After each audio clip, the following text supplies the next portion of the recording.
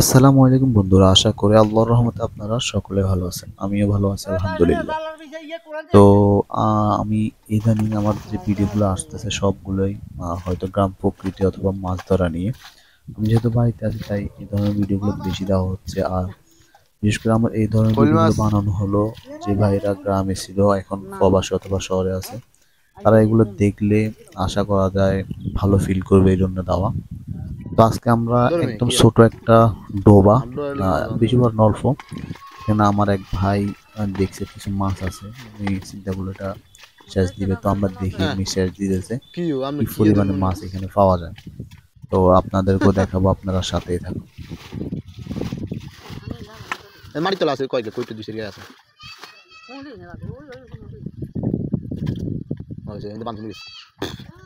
তো বন্ধুরা, দুঃখজনক বিষয় হলো এটা সত্য, এখানে তেমন পরিমাণে মাছ নেই, খুব অল্প পরিমাণে মাছ আছে।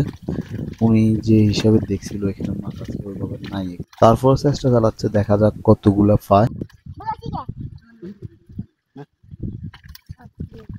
কি পাকার করে দিছি কই এ খাদি বিতে মাছ দিয়া গুতেন সিবেন গুতেন এই তো পারছি ওই তো ছোড়ো না কাকে ও সে হাতে সরিয়ে মারিলাম আসলে আর আছেন কি জানেন। তো বন্ধুরা, দেখতে পেলেন এখানে তেমন পরিমাণে কোনো মাছ নেই। ভিডিওটি ভালো লাগলে লাইক করবেন, শেয়ার করবেন, আর অবশ্যই আমাদের সাথে থাকবেন। আল্লাহ হাফেজ।